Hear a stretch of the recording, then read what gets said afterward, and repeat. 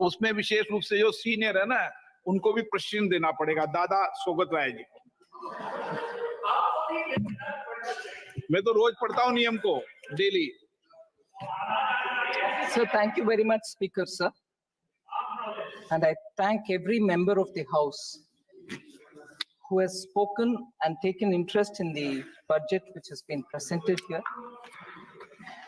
Let me at the outset thank the people of this country for giving this government, headed by Shri Prime Minister Shri Narendra Modi ji, a historic third consecutive term in office. It actually reaffirms the faith the people have and the commitment with which Honorable Prime Minister is leading the country, and therefore building stability and coming up with people-centric policies. We shall all work together to build a Vikasit Bharat by the year 2047. I'm extremely humbled by the trust faith.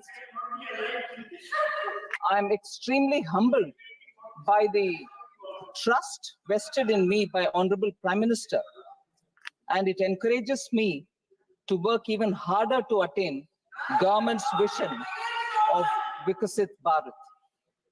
I would like to thank all the members for having participated in this robust debate, and I'm trying here to address almost all the issues raised by the honorable members, and I shall go by issue, which would cover many members under each issue, but I'll try to name as many of them as possible. So just before I do the part where I'm responding to the honorable members, I would like to highlight some of the budgetary points, features, which is very important for us to understand where this budget fits in itself in the long path towards Vikasit Bharat. So this budget actually draws upon what was mentioned in the vote on account. So essentially infuses into itself everything, almost everything said in the vote on account. And after that, of course, brings a newer addition towards making this year the first step towards the next 5 years leading towards Vikasit Bharat. So the continuity from the vote on account is something that I'd like to underline.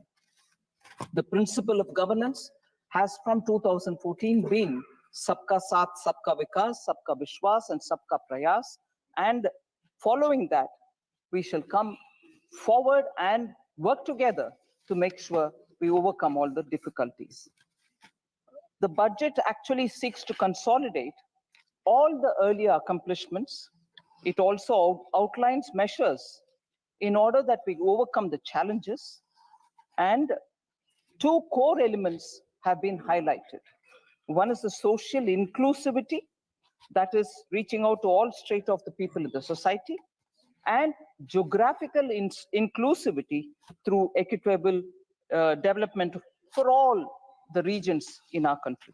So we are taking a whole of nation approach and now seeking to make sure that we fulfill the aspirations of our people. So briefly, if I were to summarize on points which are meeting this objective that I've set before ourselves, is expenditure of the government has actually grown exponentially. It is today 48.21 lakh crores.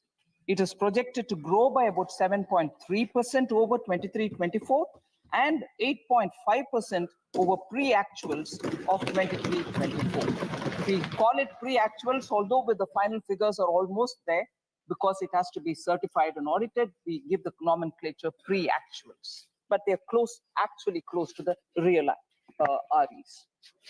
Within the total expenditure, sir, one feature which has marked India's growth story post the COVID, it is the capital expenditure, which the public money with which we are building assets, meaning government's own expenditure to build assets, to build capital expenses, are the ones, capital expenditure is the one which has actually enabled us to come out of COVID, whilst many other countries in the world are doing very many different things. But yet this one tested formula of depending on the multiplier which comes out of spending on public expenditure, spending on capital expenditure through public money, has actually yielded us such results that post-COVID, consistently we've maintained high growth rate, and we are the fastest growing in the world as a result of this very clear government's approach. And in that total expenditure of 48.21 lakh, 11.11 lakh go for capital expenditure.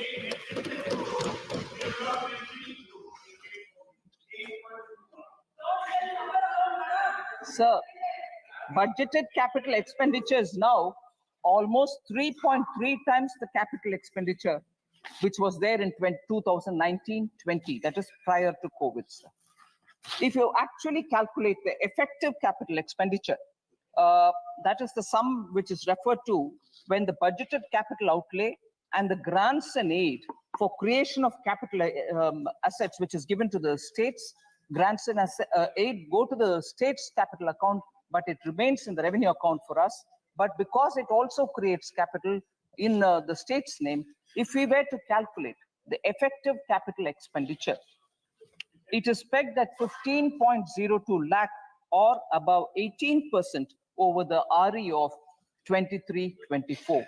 So that is the impetus we are giving for growth to be sustainable and for us to retain the growth rate that we have been very clearly attributing for the hard work of the people of this country.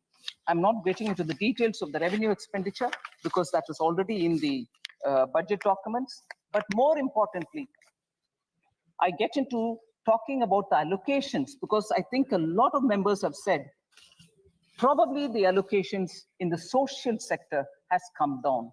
I want to, by giving the data, I want to showcase to the ministers, to the honorable members, that the expenditure on the contrary has gone up in each one of them, and I'll show by how many. So agriculture and allied sector in 2013 and 14 had just 30 lakh crores, meaning 0.30 lakh crores, whereas now it is 1.52 lakh crores. It is even 8,000 crores more than the last year, which is 23-24. So even over last year, we have made an increase and not brought a reduction in them. So education and employment and skilling is the next one, sir, in which 0.85 lakh crore is what was allotted for education, employment and skilling in 2013-14. Whereas today, it is 1.48 lakh crores, which is 23% more allocation even over the last year, 28,000 crores more than last year, which is 23% more allocation compared to even last year. In 10 years, 0.85 lakh crore to 1.48 lakh crores. Women and girls, 0.96 lakh crore in 13-14. It is 3.27 lakh crores, 41% more allocation or 96,000 crores more than the last year. Rural development, including infrastructure, sir, 0.87 lakh crore, and this year, that is 2013 and 14, whereas this year it is 2.66 lakh crores, which is 11.7% more allocation over the last year, 28,000 crores more than the last year.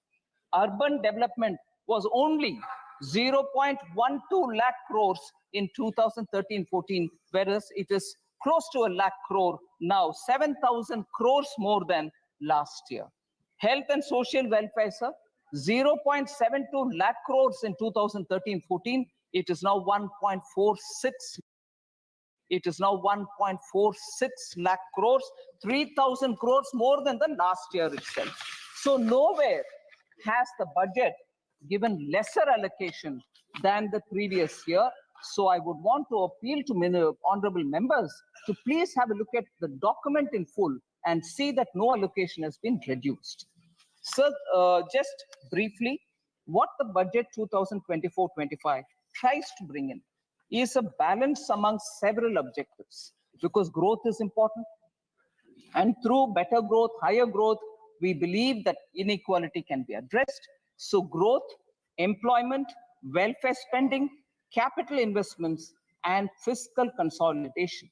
These are the factors which we've tried balancing in the budget. So an indicator which is very important for us. If I'm insisting on doing public spending on capital expenditure, the quality of public spending is the revenue deficit to fiscal deficit ratio normally. From about 80% in 2020-2021 COVID year, on account of COVID pandemic, the revenue deficit to fiscal deficit ratio, sir, was expected to fall to 36% was very high, whereas it is now fallen to, it is expected to fall to 36% in 24-25, and therefore reflecting the fact that expenditure is going towards quality asset creation. No one can refute this data, sir. These are all available in public domain. And the other thing which is an important indicator is, I had promised in the South, sir, 21-22, that the government would endeavor to attain fiscal deficit to GDP level below 4.5% by the year 25-26, from an unprecedented high of 9.2% in 2020-2021. We have kept completely to the trajectory projected. We have not deviated from it. We are complying by that fiscal deficit trajectory given by me. Even today, you see that we've gotten close to the 4.6. Actually, this year, we have clearly given 4.9 as the fiscal deficit. So we are keeping our word on that. India's exceptional post-pandemic economic recovery to become the fastest growing economy over the last 3 years is truly magnificent. And I thank every citizen, the middle class, the entrepreneurs, the farmers, marginal workers, traders, everyone who I've mentioned, I've not mentioned, deserve big gratitude, a word of thanks from all of us, sir, because of their toil and hard work and belief that they have to bring up the situation for their families to be better, has resulted in India becoming the fastest growing economy. And how many nations, may I ask this here, how many nations have achieved this balance through the budget since post-COVID to retain that growth, ensure that this balance happens and continues that sustainable growth momentum? So at least these sort of things which have to be remembered for the sake of thanking our people, I would like to highlight these as the last few years achievement of this government and entirely thanking the people of India. And this couldn't have been possible unless there is a hardworking, visionary leadership which takes us forward so that the country can really come out of the COVID distress. And I thank Honorable Prime Minister for his leadership on this. Sir, I had also presented the Jammu and Kashmir budget for 24-25. I'm happy to inform that the concrete steps that have been taken to enable the Union Territory to break free from the fetters of the past, namely the legacy of fiscal distress which has been inherited from the erstwhile state. We have provided substantial financial support, and I'll give the number, 17,000 crores in the union budget of the UT of J&K this year. It includes 12,000 crore towards financing the cost of Jammu and Kashmir Police. That's a burden we want to take on our shoulders so that J&K has more flexibility to spend money for developmental activities. And the additional central assistance of 5,000 crore has been provided. With this support, I expect the GSDP ratio, fiscal deficit to GSDP ratio of the Union Territory would be somewhere, and I'm estimating it, somewhere in the range of 3% for the year 24-25. The public finances of the Union Territory are now back on the rails, and they're now able to focus on developmental activities much more than ever before. And the fiscal prudence is the biggest spirit with which the welfare activities are being taken up without any compromise on Sabka Saath, Sabka Vikas. So because Jammu and Kashmir budget was particularly of interest to some of the members, I would like to respond to the members as well, much before I go to responding to members on the general budget. Sir, some members of J&K have raised questions about unemployment rate in J&K. Mia Altaf MP and also Honorable Member Aga Syed Ruhullah Mehdi. They have raised issues about unemployment, and I would want to put it on the record of this House. Unemployment rate, that is for the age group of 15 to 59 years, has actually come down for J&K from 6.4% in 2020-2021 to 5.7% in 21-22 to 4.4% in 22-23, sir. So there is a reduction in the unemployment rate in J&K. The reduction is primarily because there is a lot of avenues being created for self-employment, and livelihood opportunities through Government of India schemes are reaching all people in J&K, and as a result, you can see that employment opportunities in the sense of self-employment has actually grown. So again, Honorable Member Mia Altaf had raised this issue about the works that were undertaken by the Union Territory government for the welfare of tribals. I'll certainly like to say, sir, there are about 9 important things which need to be highlighted. The Union Territory government has undertaken several initiatives for tribal welfare in the areas of healthcare, education, culture, infrastructure development, and livelihood. After 2 decades, actually, forest rights were granted to tribal communities. 2 शतक के बाद, इंतजार के बाद, tribal communities का उनका हक forest rights के द्वारा दिया गया है. 5,943 forest right certificates have been issued to the tribal people. First ever survey of the nomadic tribal population has also been conducted. Transport facilities are being provided to the nomadic tribes and the Bakarwals because they move up the range during summer and come down from the higher reaches to the lower levels. Transport facility is also being provided. Transit accommodation is provided to migratory tribal communities. Again, the communities which move from colder to slightly warmer regions in winter, including community kitchens, medical and veterinary dispensaries, and community toilets. All these have been provided for the migratory tribal communities. Professional coaching centers, scholarships, skilling for 48,000 tribal youth, 8 new hostel buildings, 285 smart schools, 6 Ekalavya residential schools have all been developed in the Union Territory of Kashmir. 80 schools to be transformed into smart schools in the tribal areas.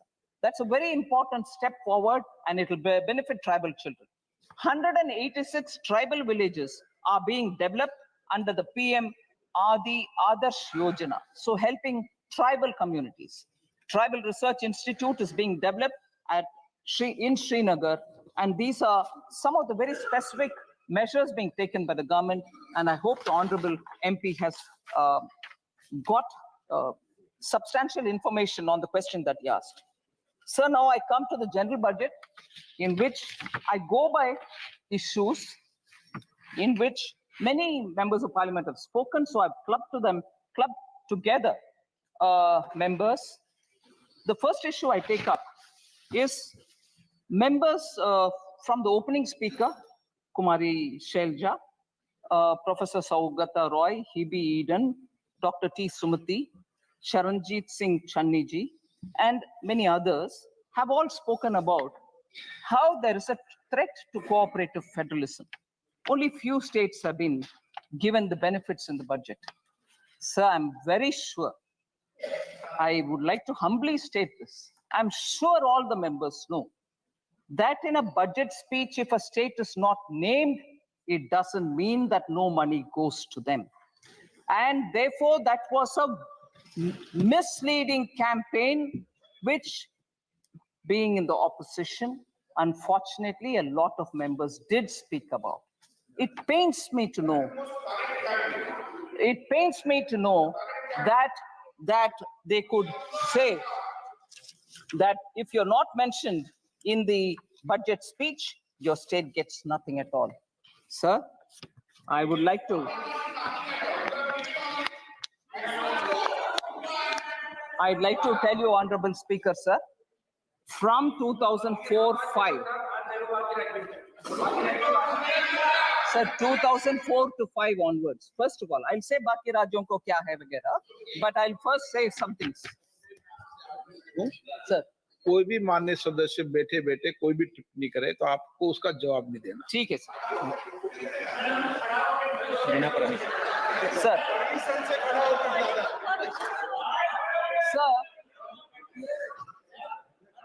Sir, I'll take the example, sir.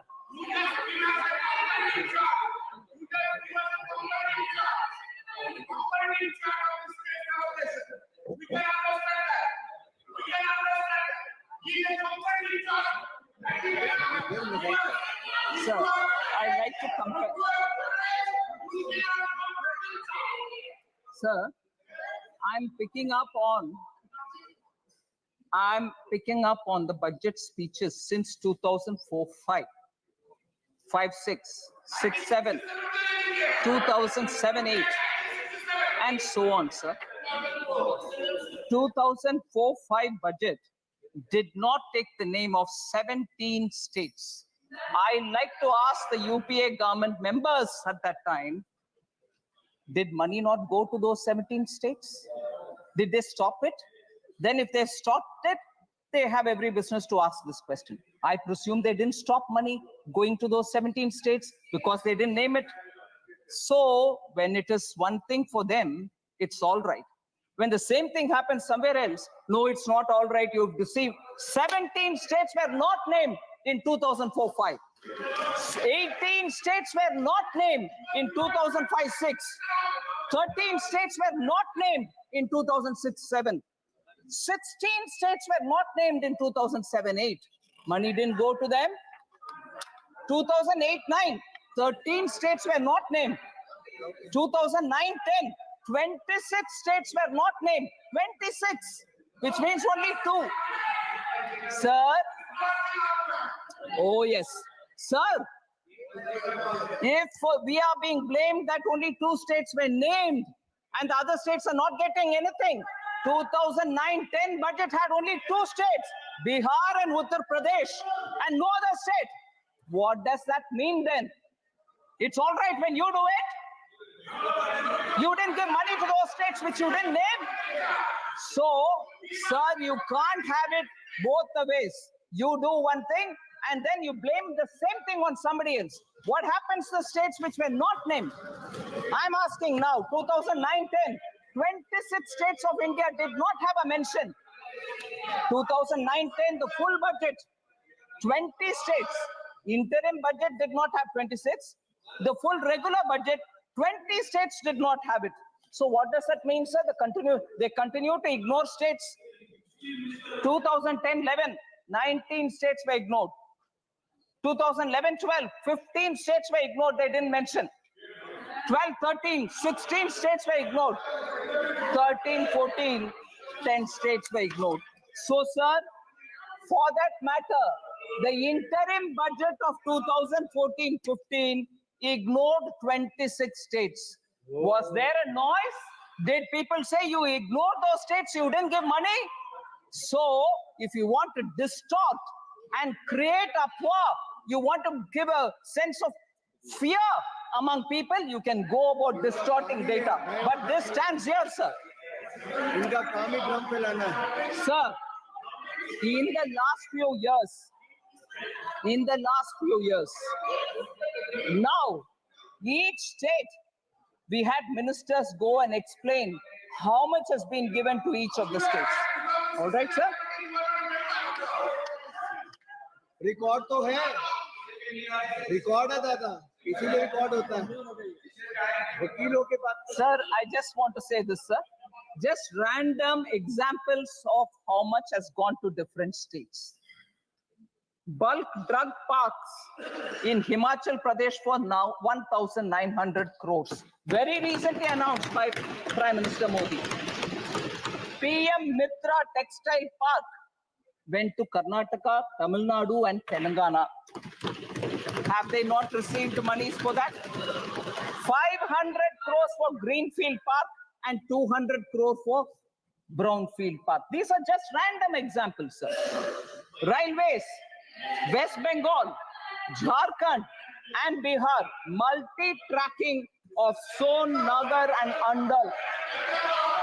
Telangana and Maharashtra. Yes, it is everybody's right, and that's why I'm answering. But instead of reading a complete list, I'm giving random examples so that people can understand. 2,700 crore.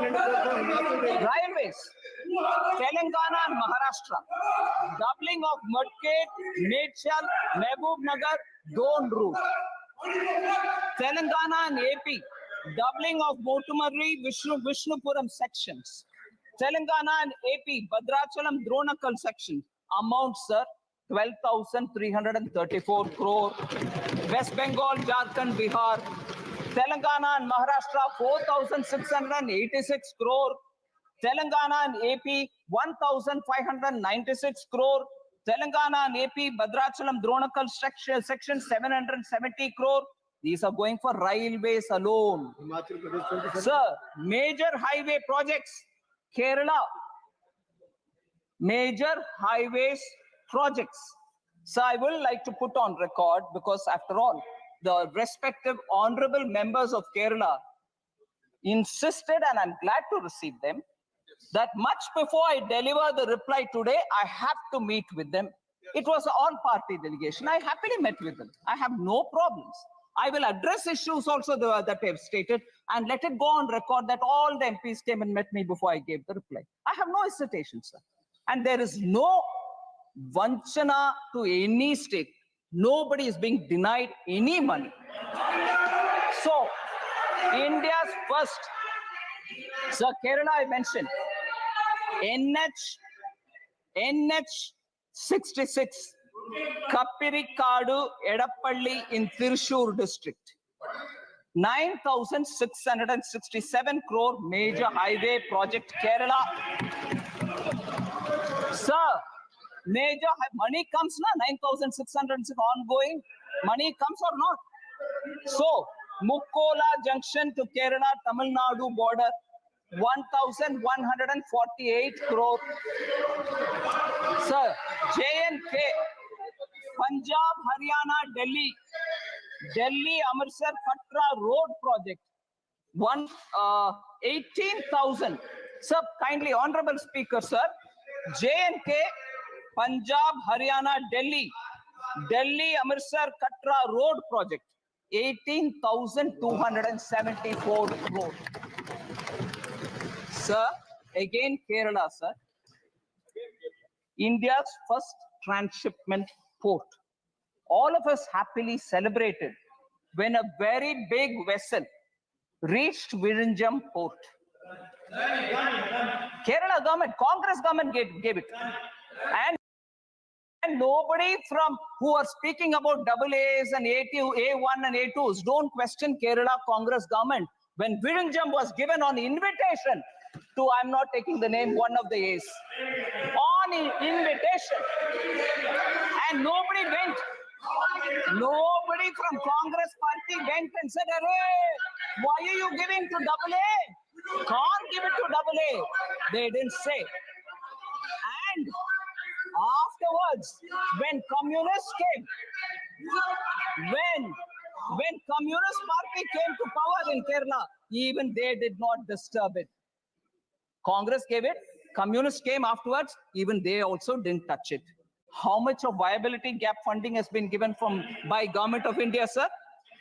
818 crores have been given for Virinjam Port by Government of India for a project that they themselves invited one of the A and gave it, and that one of the A was given by Congress.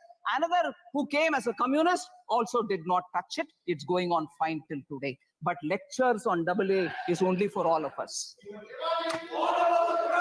Sir, so cooperative federalism, states not being mentioned in the budget speech doesn't have to be a very big issue. They all know they have presented budget in this country for decades. But when it is a ordinary chai wala OBC leader who comes to become prime minister and he does administration well, you then have a problem. Arey, kya ho rahi hai?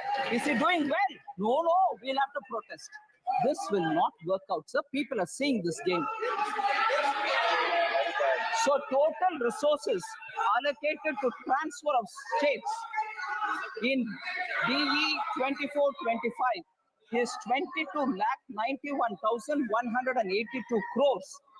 And that is an increase of 4,93,645 crores. 27.5% over the last year's BE. States transfer to states, 22,91,182 crores. Sir, you know the size of the budget, and rightly, that much which is due to go to the states are going on time. Then, of course, sir, I've spoken about the criticism about not mentioned in the budget speech. I don't want to elaborate. There are other things. Agricultural allocation has come down, and legal guarantee for MSP. This also has been spoken by more than 20 speakers. Honorable 20 members have spoken. I'll just elaborate. I know Honorable Minister Shivraj Ji has been answering a lot of questions related to agriculture in the last few days. There may be some repetition in my statement, but I'd like to highlight. So the budget allocation for the Department of Agriculture and Farmers Welfare was only 21,934 crores in 2013-14. 13-14 में 21,934 crore rupees ही था agriculture के लिए allotment. मगर अभी 24-25 में वो बढ़ करके 1,23 lakh crore, 1.23 lakh crore हो गया है. 5 गुना increase है, sir. Sir, more than 3.2 lakh crores have been disbursed to over 11 crore farmers under the PM Kisan since its launch. 3.24 lakh crores has been disbursed for 11 crore farmers. So institutional credit targets for agriculture has increased more than 2.5 times. 2014-15, it was 8 lakh crores. Now it is 20 lakh crores. किसान को ये पैसा institutional credit मिल रहा है. Interest subsidy is also being given to kisan. It has increased 2.4 times. 2014-15 में 6,000 crore interest subsidy के साथ किसानों को लोन मिलता था बैंक से. अभी वो बढ़ करके 14,252 crore है सर इस साल 23-24. Number of accounts of small and marginal farmers availing agricultural loans has grown from 57% to 76%. 14 में 57% loan agricultural farmers लेते थे. अभी 76% लोन ले रहे हैं सब्सिडी के साथ. इसीलिए ये नंबर और बढ़ेगी क्योंकि हमारे प्रयत्न किसान के साथ अच्छा चल रही है. Sir, also a committee has been constituted some time ago to look at how the CACP agricultural Commission for Agricultural Cost and Prices can work better so that किसान के लिए जो भी सुविधा मिलना चाहिए उसको बेहतरी तरीके से मिलाने के लिए कैसे काम करना उसके ऊपर एक कमेटी काम कर रही है. Sir, I want to highlight, if anything, I think many of our speakers have already said this, but I'd like to highlight this point, sir. Today, sir, the Congress Party and the India Alliance partners are all doing good lot of politics on the farmers. I'm saying it with consideration, sir. I'm not speaking loosely. The National Commission on Farmers, MS Swaminathan, had recommended in 2006 minimum support price should be at 50% more than the weighted average cost of production. This was not accepted by the UPA government. The cabinet note, which was drafted in July 2007, said, and I quote, sir, MSP is recommended by the CACP on objective criteria considering the variety of factors involved. Therefore, setting an increase of at least 50% on the cost may cause distortion in the market. In some cases, there may be a mechanical linkage between MSP and cost of production per producer. इतना कह करके MS Swaminathan के report को दरकिनारे कर दिया UPA government ने 2007 में। फिर 2004 मैनिफेस्टो में कांग्रेस पार्टी बोलते हैं कि एक कॉम्प्रिहेंसिव क्रॉप इंश्योरेंस ले आएंगे, मगर सचमुच में पीएम फसल बीमा योजना ले आने वाले कौन है सर? हमारा प्रधानमंत्री मोदी जी। फिर कांग्रेस पार्टी ने ये भी कहा it would examine the feasibility of direct income support to farmers, मगर किसान सम्मान निधि 2019 में ले आने वाले कौन है सर? माननीय प्रधानमंत्री मोदी जी।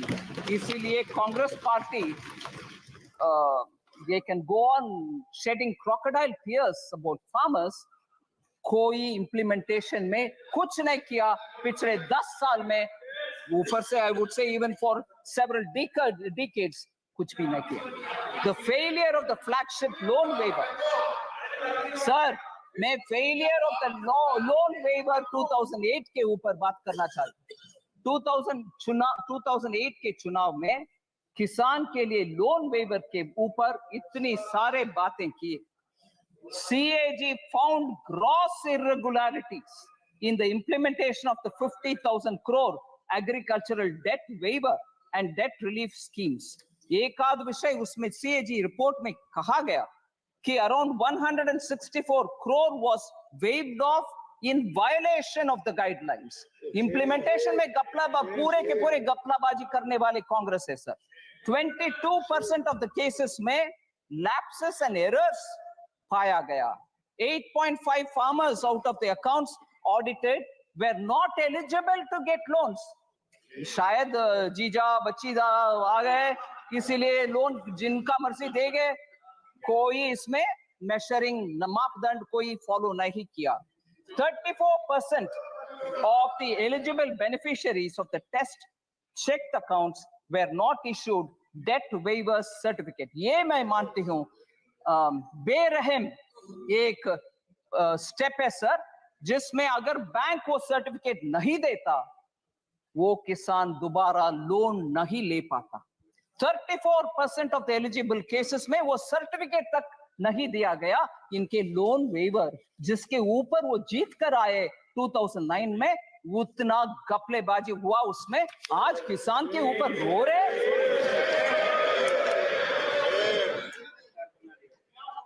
सर, अनएम्प्लॉयमेंट के ऊपर 15 ऑनरेबल मेंबर्स ने बात किया. सर, इसमें कुमारी सैलजा, अभिषेक बैनर्जी, सौगता रॉय जी, हिबी ईडन, राजीव राय, दुराई वाइको, पप्पू यादव जी, डिम्पल यादव जी, एनके प्रेमचंद्रन जी और के सुब्रायन जी, ऐसे बहुत सारे, डॉक्टर सुमति, अनएम्प्लॉयमेंट के ऊपर बात की.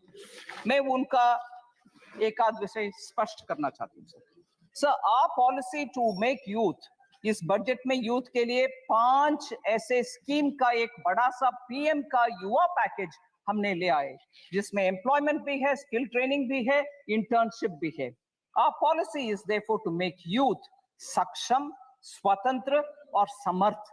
इसीलिए to make them competent, independent and capable, a lot of schemes have been brought in other than the 5 schemes put into PM package. 48 crore mudra loans worth 29 lakh crores have been dispersed since 2014. 29 lakh crores का dispersal हुआ मुद्रा में.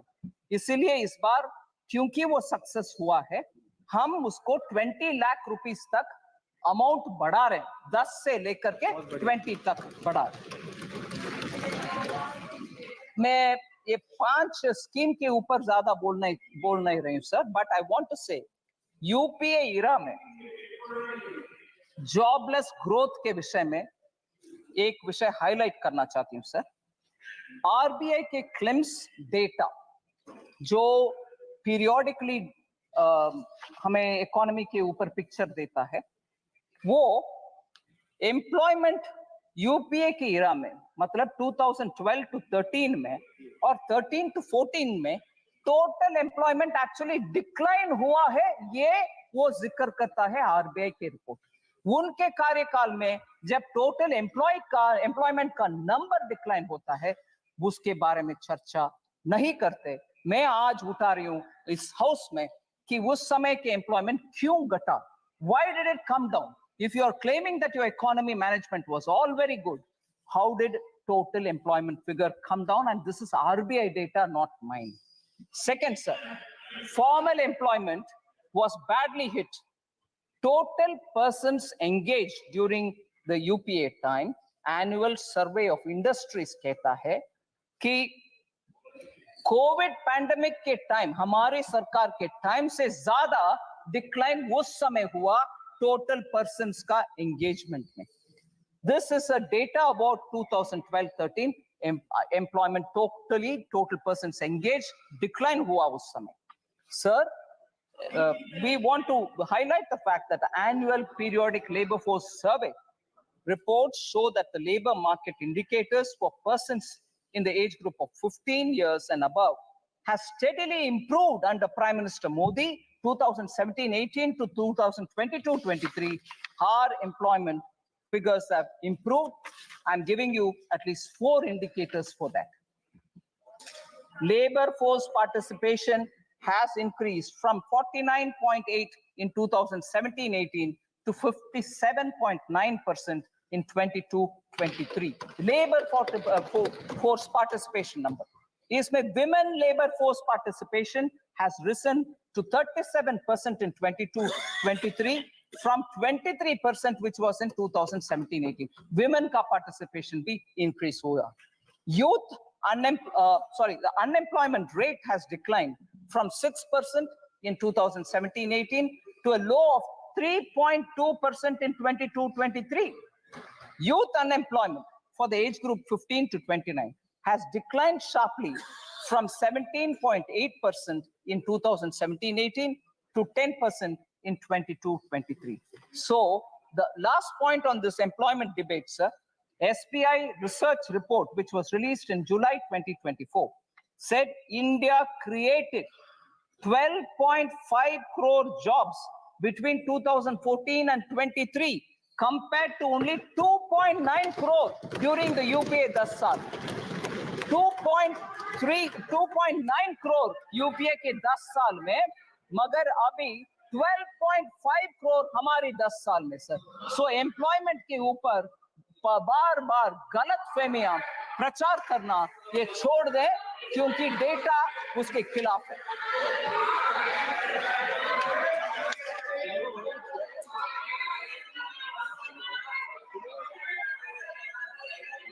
Sir, next is the question of inflation management. In inflation, periodic labor force does not include Narega, sir. नहीं. Does not include. I'm sorry, no comfort on that. Sir,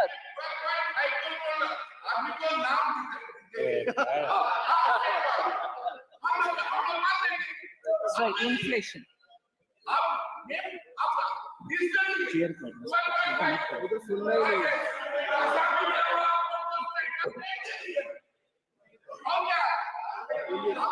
So inflation as a subject, 7 honorable members spoke about it. I'm not taking their names. Sir, we saw double-digit high inflation period during the UPA era, and that is because of their reckless policies. I want to differentiate between the inflation which prevailed during UPA and the inflation, if at all, within the range which prevails now, some months which have gone up. There is a difference. Domestic inflation used to be higher than the global average during UPA's time. Global financial crisis 2008, sir. If you're talking about COVID, which is much more complex than the global financial crisis, global financial crisis 2008, UPA government took stimulus measures to boost the economy. But I'm sorry to say, I'll come to this particular matter because it has a relevance to one of the honorable members. Harvard and Oxford educated leaders, UPA government was run by them for the economy, did not know when and how to withdraw the stimulus, leading to a high double-digit inflation between 2009 and 13, high fiscal deficit and debt, crowding out private investment. So between January 2012 and 2014, just the 22 months, of the total 28 months, 22 months the inflation was above 9%. Almost double digit and almost double of the forbearance limit that is permitted. Inflation के इनके record ही है sir, उसको beat करना आसान नहीं है. इसीलिए मैं बात बोल रही हूँ, UPA sir, UPA inherited a stable macroeconomic environment with inflation at 3.8% from 1999-2000 to 2003-04. Atal ji के समय पर inflation उस range में पर था, उसको inherit किया UPA ने. Comparatively, annual inflation rose to 8.1% between 2004-05 to 2013-14. Atal ji का 3.8%, इनका 8.1%. यही है इनका रिकॉर्ड इन्फ्लेशन मैनेजमेंट के ऊपर. सर, एक्चुअली क्योंकि हमारे एमपी साहब ऑलरेडी एक स्लोगन दे रहे, मैं बोलना चाहती हूँ, मैं हिंदी इलाके से नहीं आती हूँ, फिर भी ये याद है. कांग्रेस आई, महंगाई लाई, ये है इनका record. Sir, because economy was in such poorly managed state because of inflation, I want to quote sir, RBI governor, उनका नाम नहीं ले रही हूं क्योंकि सदस्य नहीं है इधर, मगर वो एक किताब लिखे हैं. उस किताब में वो बोलते हैं, I quote, the finance ministry used to pressurize the RBI to soften interest rates and present a rosier picture of growth to shore up sentiments. क्योंकि आपके आर्थिक व्यवस्था इतना बिगड़ गई थी, आप आरबीआई को फोन करके उनको बोल रहे हैं कि प्लीज ठीक से मैनेज करो भैया, क्योंकि सेंटिमेंट अफेक्ट हो जाएगा. आप कुछ मैनेजमेंट नहीं किए, मगर ये किताब में फॉर्मर आरबीआई गवर्नर लिख रहे हैं सर इनका इकोनॉमी के मैनेजमेंट के ऊपर. शेम. वो हमें पूछते हैं कि इकोनॉमी कैसे मैनेज कर रहे हो. Sir, India's inflation between 2020-2023 is much lower than the global average. Prime Minister Modi, in spite of COVID, planned the economy in such a way that our inflation did not affect so badly. I want to just give you the list of the records, sir. NDA के समय 99 to 2004 तक 3.8, UPA 1 में 6%, UPA 2 में 10.2%, so UPA 1 and 2 put together 8.1%. अभी हम आ रहे हैं NDA 1 में 14-15 से लेकर inflation 5 years में 4.5%, NDA 2 में 5.7%, NDA 1 and 2 put together 5.1%. कहाँ है 8.1%? हमारे 5.1% कहाँ है? ये मैं ये भी दुख के साथ कहना चाह रही हूँ, जब प्रधानमंत्री जी पेट्रोल और डीजल प्राइस को 2 बार कम किए, बीजेपी स्टेट्स ने कम किया, इन्फ्लेशन हटवाए, मगर यूपीए के स्टेट्स कोई कुछ नहीं किया, उसके वजह से उनके स्टेट में इन्फ्लेशन हाई रहा। देश के लिए नुकसानदायक पॉलिसी है यूपीए का। ठीक है, हम कैसे मैनेज किए inflation? Group of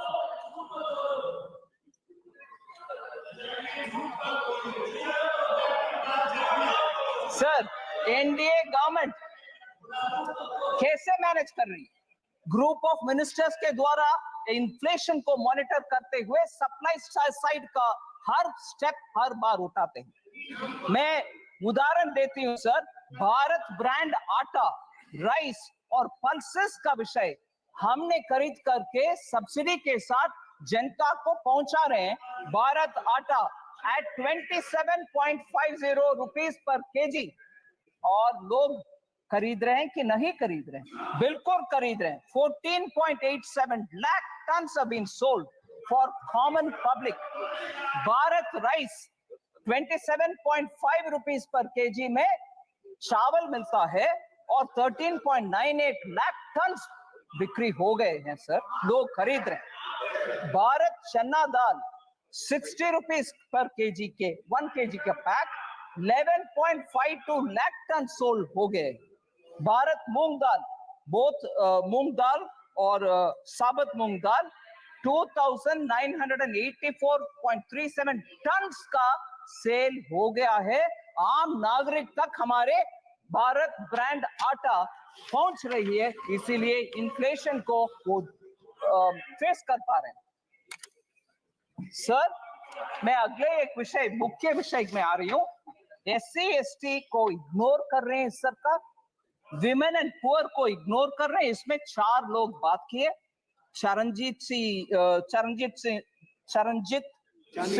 Shani, Shrimati Dimple Yadav, के Radhakrishnan and Tol Tirmavalavan, all members, honorable members of parliament who have raised this issue. I want to say SC or ST or women ke allocation has gone up substantially. Number there you sir, 23-24 mein 1,59,148 crores tha SC ka. This saal 1,65,493 crores, 6,345 crores और बढ़ाए।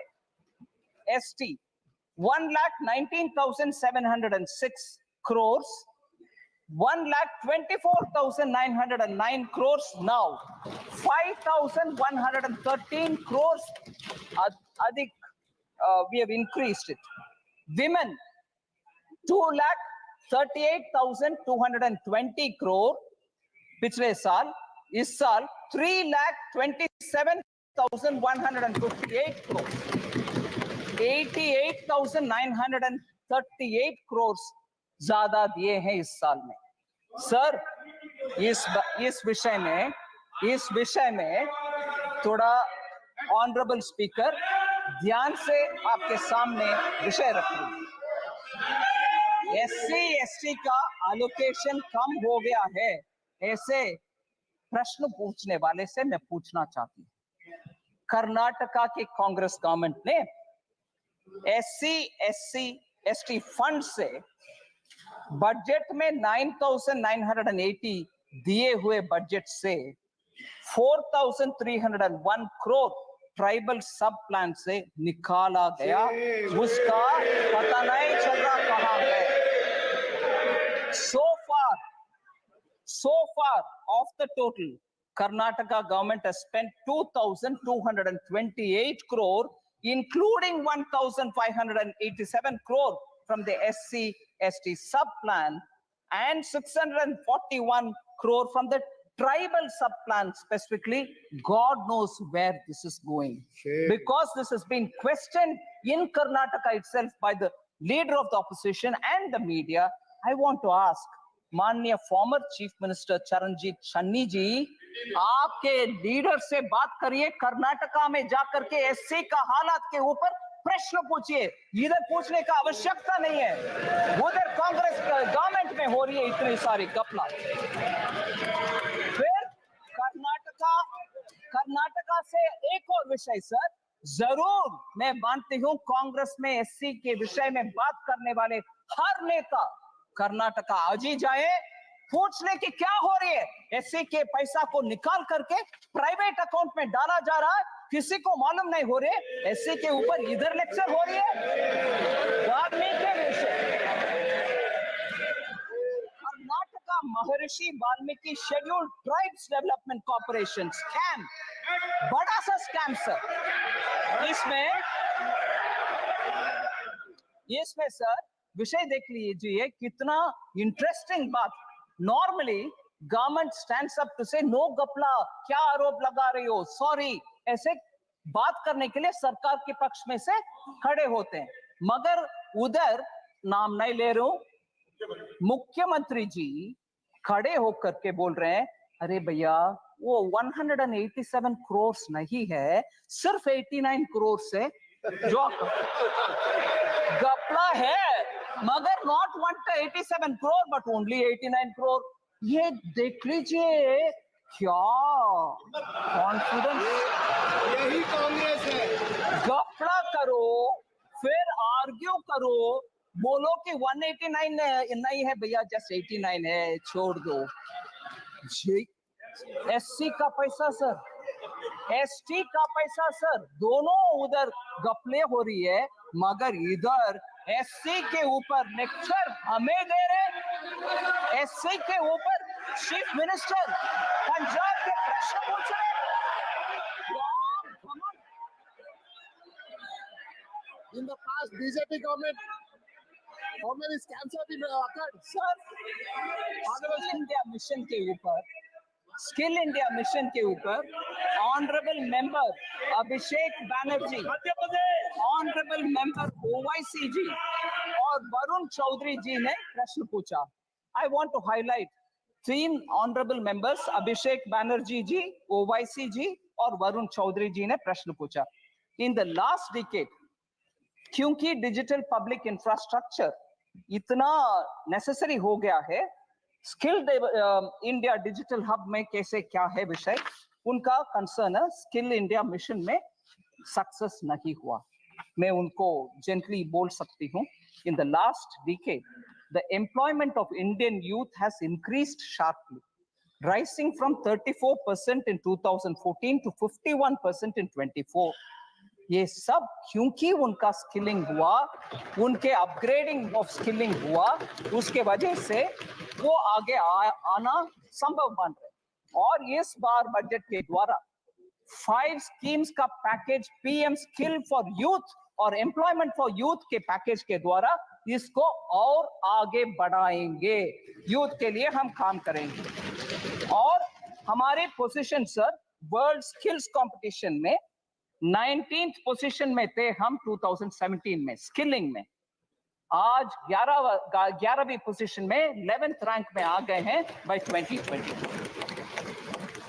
Sir 3 members have spoken on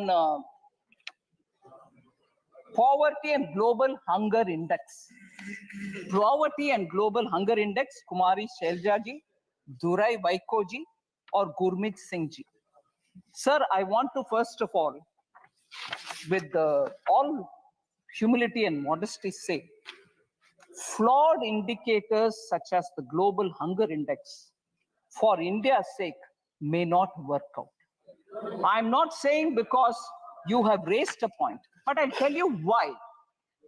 इन सब के विश्वसनीयता,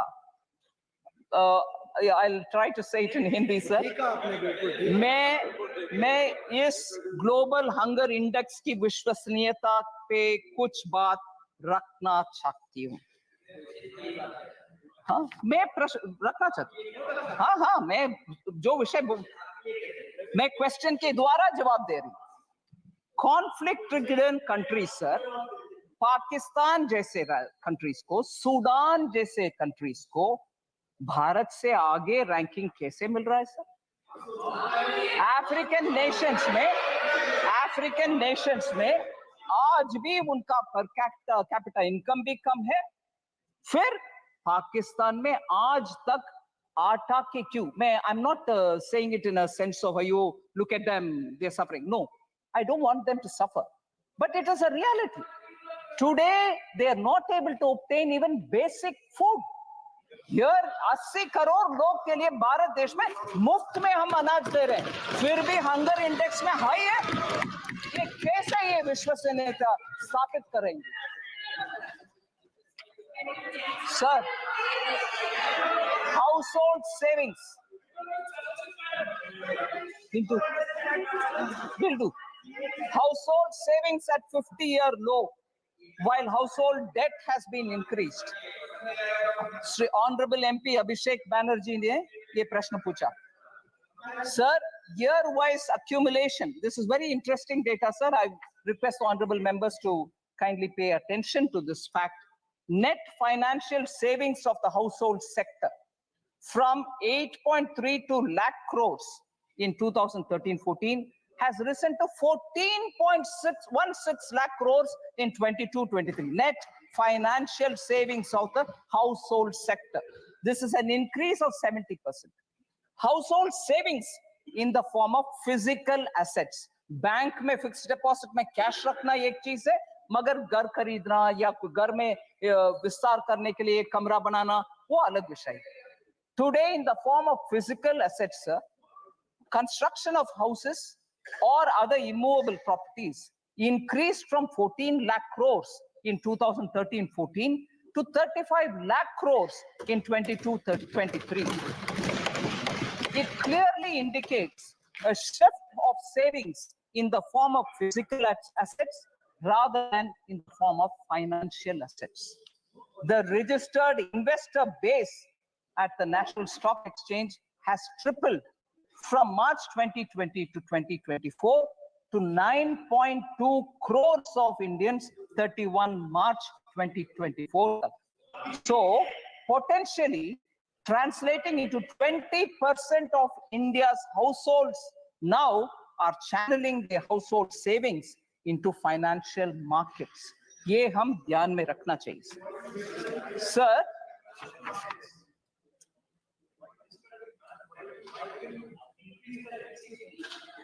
I'll come to that. I'll certainly come to that. Sir, Honorable Speaker, sir, I'm almost coming to the end, sir, but one or two important points. Sir, I thought you wanted the answers. I thought you wanted the answers. Sir, lack of transparency in budget. Lack of transparency in budget was the issue raised by Honorable Member N.K. Premchandran. I want to highlight the fact, sir. In fact, it is completely the opposite of what used to prevail under UPA. And I'll give you examples with which I want to say this charge, lack of transparency in budget, should actually be posed by N.K. Premchandran ji to UPA budgets. Sir, all the details have already been provided. I'm not going to say what is revenue receipt, how much is revenue receipt, how much is other receipts. The borrowings are meant for financing fiscal deficit, because the question also said how government will finance the additional allocation of around 56,000 crores. So I want to just highlight borrowings are for financing fiscal deficit in a way. I would like to mention that the borrowing reduced due to better fiscal management, and reducing the fiscal deficit from 5.1% in interim budget to 4.9% in the regular budget of 24-25 explains that. The hallmark of Prime Minister Modi from the days when he was Chief Minister of Gujarat is fiscal prudence without compromising on welfare. He continues on that track. He has not compromised on welfare businesses or schemes, but very clearly manages his finances carefully, and that is why you have that fiscal prudence reflecting in the fiscal deficit. Sir, this is a total contrast to what had prevailed during UPA. I want to highlight how the Congress-led UPA government, constant practice of hiding the deficits through off-budget borrowings and issuance of oil bonds, which shifted the fiscal burden to future generations. Under the UPA, standard fiscal practices were routinely changed to make the budget numbers look favorable. You saw, I've already said how the RBI governor spoke. In order to make an impression of nice, goody, you call the RBI, you fudge the numbers, you put it under the carpet. All this has happened during UPA, not our times. In financial year 2021, the government, our government under Prime Minister Modi, rapidly repaid all outstanding National Small Saving Fund loans which were provided to the FCI in lieu of food subsidy by providing additional budgetary support. We cleared the accounts. Very good. And as a result, that came onto the budget and there was no hiding under the carpet. External borrowing कर दिया, budget में दिखाया नहीं, मैं budget fiscal deficit अच्छा number दिखाऊंगा, मगर इधर borrow करते रहे. नहीं. Everything that you get, everything that happens in finance ministry is now in the budget for all of us to see. इसमें कोई पीछे से borrow करो, उधर रखो, इधर दिखाना नहीं है, नहीं होता. So lack of transparency अगर है तो वो यूपीए के गवर्नमेंट में हुआ था, अभी नहीं. Complete food subsidy under the PM Garib Kalyan Anna Yojana is being provided transparently through government budget. Sir, from 21-22, off-budget funded schemes are being proactively disclosed in the budget document. इसीलिए हर step हम ले रहे हैं transparency की ओर. I want this to be recognized by the honorable member. So the last two members who asked particular questions, sir, on the minority budget has been reduced. Honorable member Ziaur Rahman Bark from UP, I forget his constituency, Sambal. But I must say, sir, you normally don't allow us to mention names of people who are not the members. But with your permission, I want for a moment to pay a momentary dedication to his grandfather, Shafiqur Rahman Bark, late Shri Shafiqur Rahman Bark, because he was a very elderly member. He came several times to meet me on his constituency-related problems. I used to respect him. I gave him a lot of time to understand his issues. And where I could help, I have helped him. But not for that, but I do recognize the dignity with which he has approached his assignments, even with that aged, even with that seniority in age. So I want to respect the grandson who's now come in his position, who's asked this question. So minority budget, has it come down? No, it hasn't come down. I want to very clearly say, sir, 22-23, actuals are 803 crores. 23-24, budget estimates were 3,098 crore. 24-25 budgetary estimates, 3,183 crore, 85 crores more than the last year has been given. No reduction in the fund. Sir, under NMDFC, which is National Minorities Development and Finance Corporation, since 2014, 8,300 crores worth of loans have been disbursed to more than 22.5 lakh minority beneficiaries, of whom 85% are women. So the young new member, I want to give him the information. And the last one, sir, under insurance problem in the country, and there is a 18% GST on health insurance. This was asked by Honorable Member Karthik Chidambaram. I want to highlight that PM Jeevan Jyoti Bima Yojana has over 20 crore enrollments and over 16,087 crore claims have been paid till date. 2 lakh insurance cover at just 436 rupees per annum premium. We have paid 2 lakh, we have paid 20 crore enrollments and 16,087 crores have been cleared as insurance claims. PM Suraksha Bima Yojana, sir, 44 crore enrollments and 2,757 crore claims have already been paid. And what is the structure, sir? 2 lakh rupees for total disability or accidental death at just 20 rupees per annum premium. So this is the way insurance for the common people have been given by Prime Minister Modi, and this is reaching a lot of poor people. And I'm happy to say, even during COVID, we had cleared a lot of claims, even if they didn't meet the usual requirements of doctor's certificate, mortuary certificate, nothing. PM gave a clear instruction saying, during COVID, all claims be settled. We don't want anyone to suffer because insurance certificates are not come. Sir,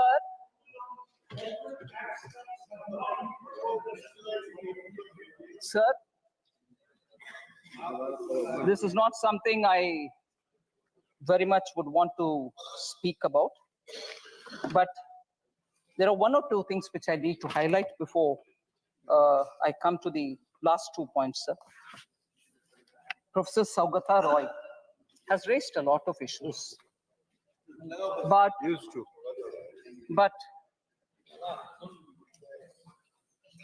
I'm astonished, sir, from the land of Bengal, which inspired our freedom movement, which gave us the slogan, Vande Mataram. Here, yeah, you don't hear me all right, no? Vande Mataram. I'll be happy to say it 10 times. Vande Mataram. Bengal gave this call, and we are very inspired by that. And from that Bengal today, we have a Professor Saugata Roy, who says, I'm not bothered, I'm not worried, but it is worth mentioning for this House's consideration. He says, I do not expect Finance Minister to be like Dr. Manmohan Singh. Certainly, I also don't want to be like Dr. Manmohan Singh. She is not a PhD from Oxford, not even like Chidambaram, who has got a management degree from Harvard. She's from our own JNU. But the problem is she's bereft of new ideas. सीधा मैं आ रही हूं sir प्रश्न सीधा मैं आ रही हूं प्रश्न में a lady who I respect a lot, who sits equally in the GST council with me, Srimati Chandrima Bhattacharya, who is the finance minister of Bengal, studied in University of Calcutta. Sir, you may delete the name, sir. You may delete it. Finance Minister of Bengal, studied in University of Kolkata. That's all right, sir. She is also, I respect her, which means, is she also bereft of new ideas? Is she also bereft of new ideas, sir? I don't want to take her name. Finance Minister of Bengal. Please delete the name. I'm not against it. I respect her, sir. She does wonderful contribution in the GST Council. She is from University of Kolkata. So, when the reference is made to me saying she's from JNU, but the problem is she doesn't have any, she's bereft of new ideas. Is she bereft of new ideas? Equally, I want to ask, the Chief Minister of Bengal is also from colleges affiliated to the University of Calcutta. Does it mean that if you study in Indian universities, you are bereft of ideas? She is a fighter who's leading the state for so many years. Very chauvinist comments. Sir?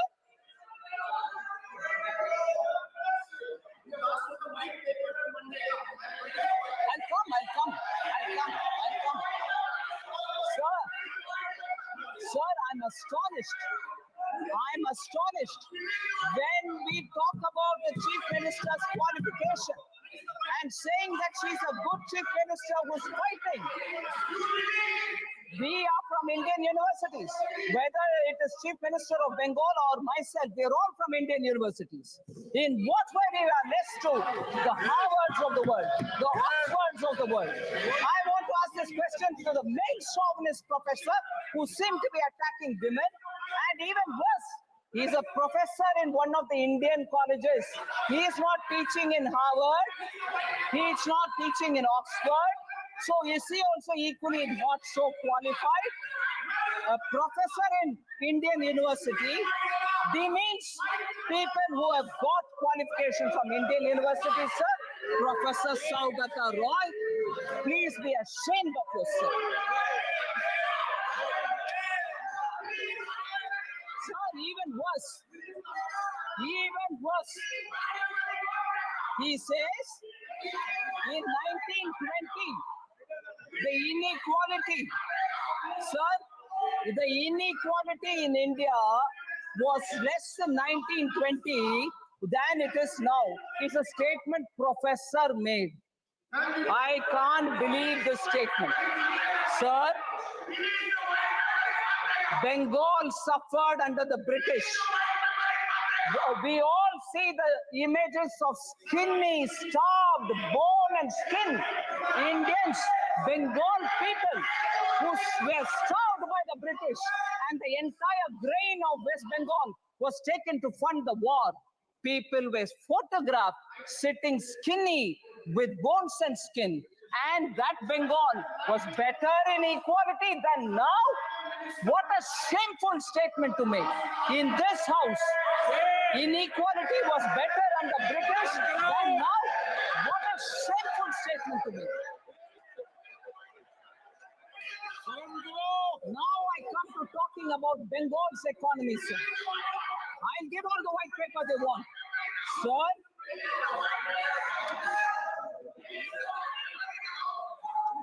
West Bengal's share in total industrial production of this country. Honorable Speaker, sir, I'd like to draw your attention and say West Bengal's share of the total industrial production of this country, which used to be 24%. I want honorable members to keep paying attention to this data. It's very important for this country. 24% was Bengal's contribution to total industrial production of this country at the time of independence. Today, you want to know what that number is? 3.5. That's the Bengal economy. That's the Bengal economy.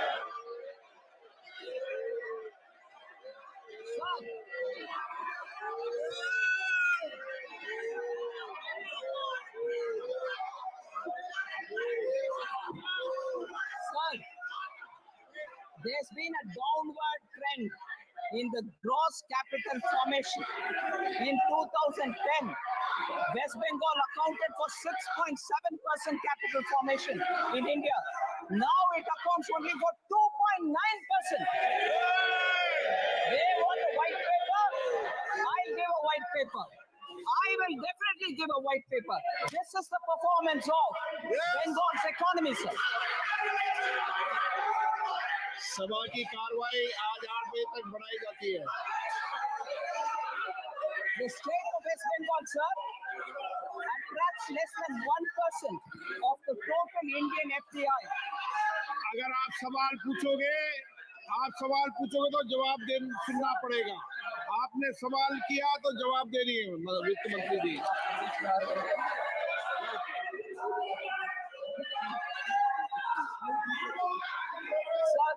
Honorable Member Supriya Sule had asked question about fiscal deficit target of 4.9% may not be achieved. With supplementary demand, it might go up to 5.6%. These are apprehension. I want to reply to Honorable Member Supriya Sule, sir. The year-end actuals of a year represents the full financial year's expenditure. It is inclusive of additional appropriation that may have been granted to the parliament by the parliament through supplementary demand. But I want to lay before honorable member my fiscal deficit numbers. 21-22, the fiscal target set was 6.8%. What we achieved is 6.7%. 22-23, 6.4 was the target set. 6.4 was achieved. 23-24, 5.9 was target set. 5.6 was achieved. And 2024-25, 4.9 is what we mentioned here. I'm confident that of achieving that fiscal goal and the glide path which we have given, and therefore 4.5% of GDP for 25-26 is what we achieve. Will achieve this method.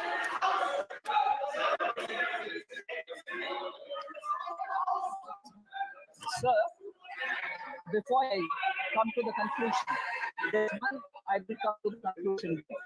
But before I come to that, I want to highlight the fact. माननीय सदस्य नेता प्रतिपक्ष please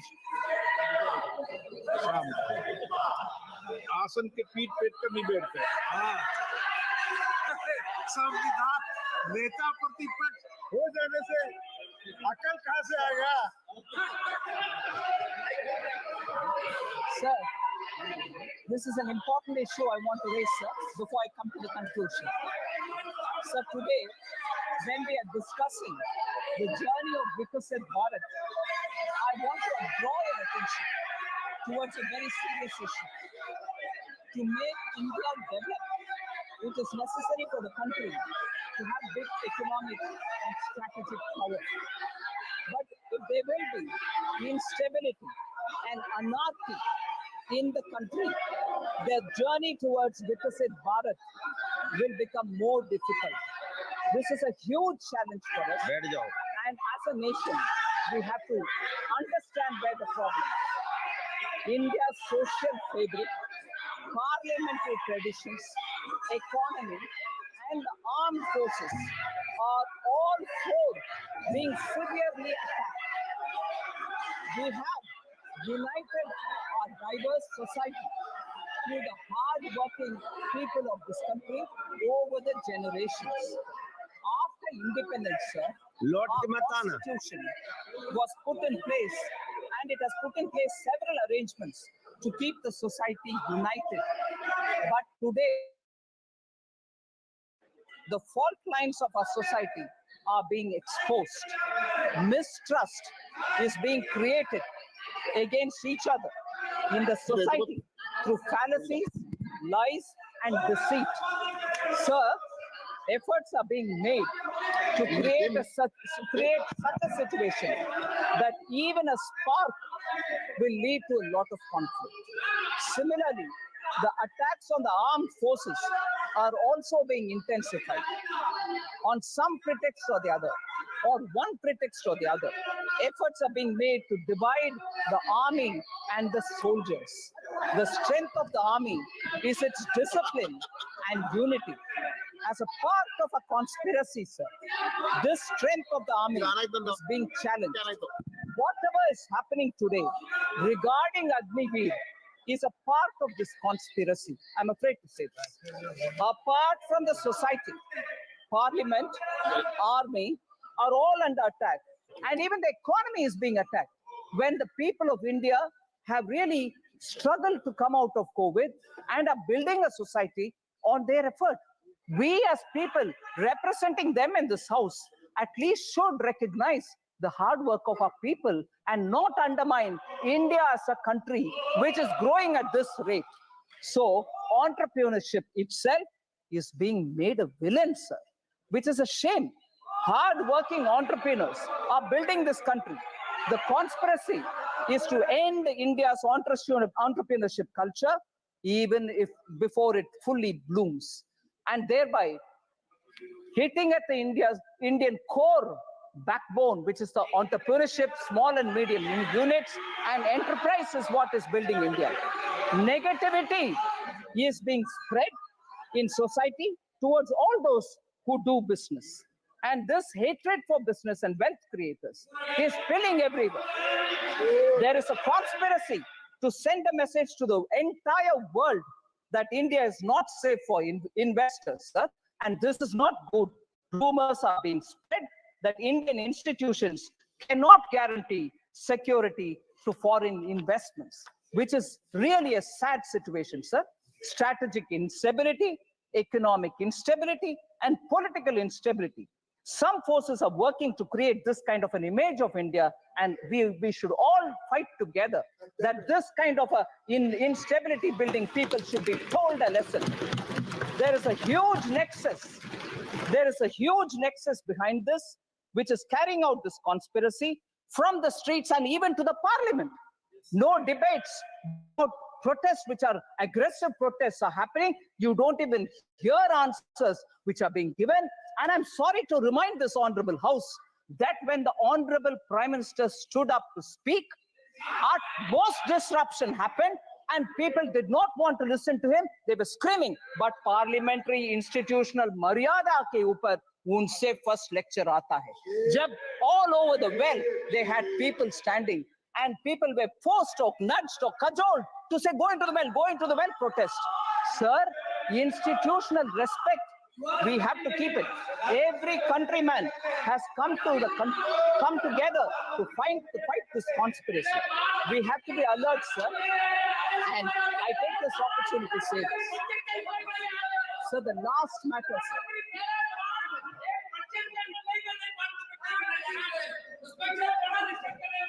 Sir, the last matter.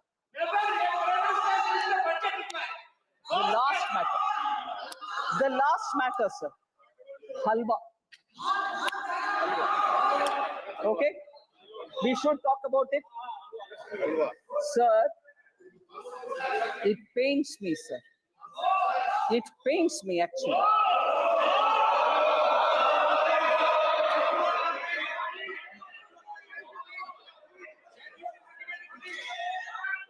If only we know the background with which halwa ceremonies are conducted before the budget is prepared. If only we know the background. Sir?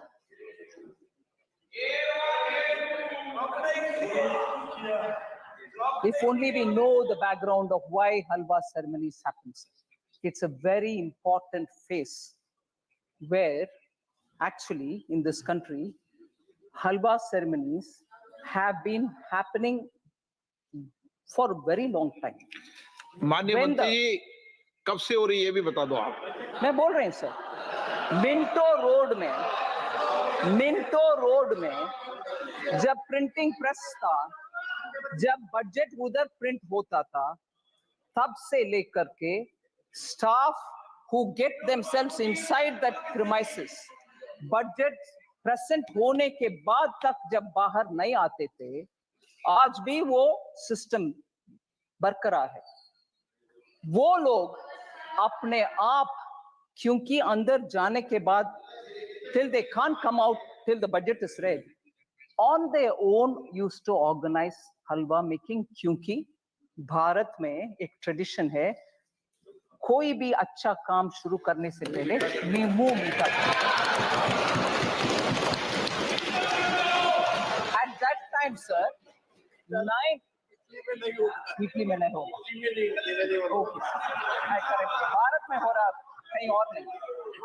Sir, 9 रात्रि meaning 9 nights and 8 days पुराने जमाने में they used to stay inside only, no phone, no contact, no landline. If anything, one officer who was given the power to come in and go out, he would convey the message. कुछ नहीं और बाहर world से संपर्क। I told you, please. Abhi sir, 5 nights and 4 days nowadays they stay in the cellar of North Block, and this is essentially because the confidentiality of budget making has to be respected. So they go in, and before going in, we start this halwa ceremony. And there are media reports, sir, one or two, which I'll read out, which captures it. Halwa ceremony, sir, one media report says, and I quote, "It serves as a recognition for the hard work and dedication of the Finance Ministry officials and staff who have been diligently preparing the budget documents. Dating back to 1980, the halwa ceremony precedes the printing of the budget documents, which take place at the basement of the North Block, a process that must be completed without any official leaving the premises until the budget formally is presented. So this is done more, unquote. Now I again take one line. A sense of solidarity and teamwork among the team members के लिए ये बना करते हैं. It also says it stands as a testament to the tradition and protocols observed in one of the most significant events in the Indian governance calendar. Sir? Yes, in this, sir, the staff themselves make it. The staff themselves make the halwa. Staff themselves make it. Sir, why did it become? Sir, I wish honorable members listen, sir, because they are very scared that something is coming to hit them. When did this become a photo event? When did this become a photo event? Sir, I want to underline this.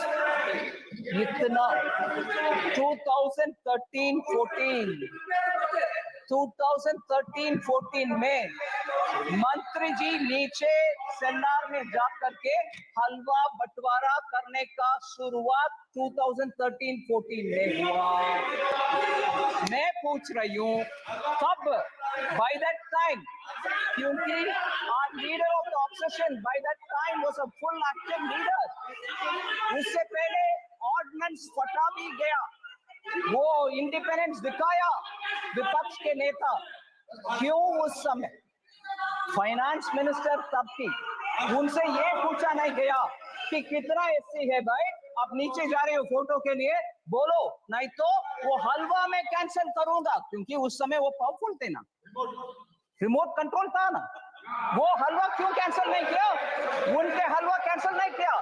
तब ये पूछा नहीं गया भारत के हलवा बटाया जा रहा. Sir, ये आदत किसी का हो तो वो जमाना गया. मलाई खा करके इस देश को छोड़कर या पार्लियामेंट को छोड़कर लोग गए. लोग वोट करके मलाई खाने वाले को दिखाया रास्ता, चले जाओ, आप सत्ता में बैठना नहीं है. वो जमाना गया.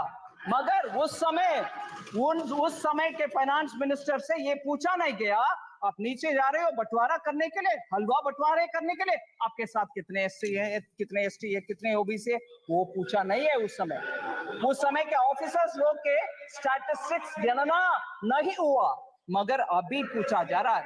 इसीलिए मैं बोल रही हूँ इस देश में लोगों को बंटवारे करने में कुछ षड्यंत्र के साथ इस प्रश्न पूछा जा रहा है. Sir, it's a shame. मैं इस मौके पर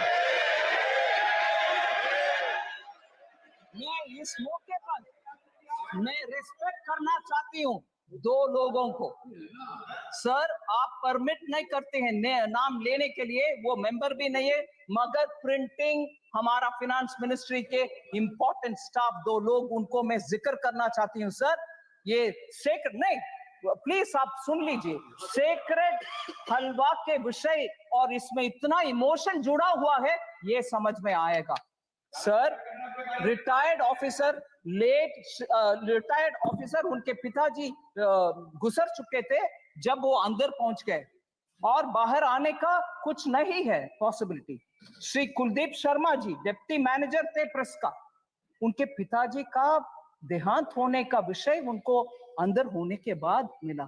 फिर भी सर वो कमिटमेंट देखिए, वो जब तक फाइनेंस का बजट डिक्लेयर हुआ तब तक बाहर नहीं आया.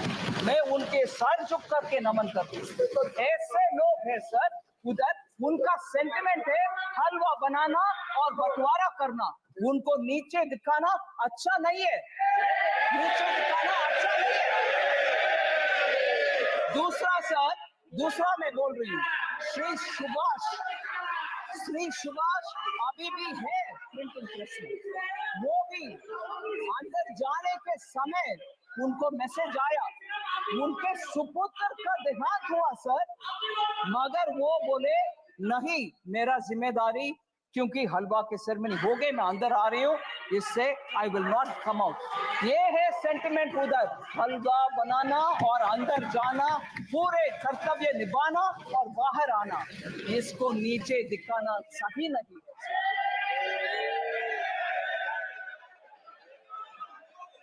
सर. एससी के ऊपर, ओबीसी के ऊपर बहुत सारे विषय हमारे एमपी गण बात कर रहे हैं। फर्स्ट प्रधानमंत्री जी नेहरू जी का लेख सबको शायद अनुराग जी ने पढ़ दिखाया। नेहरू जी ने 27 जून 1961 को लिख रहे हैं, I quote, sir, I dislike any kind of reservation, more particularly in service.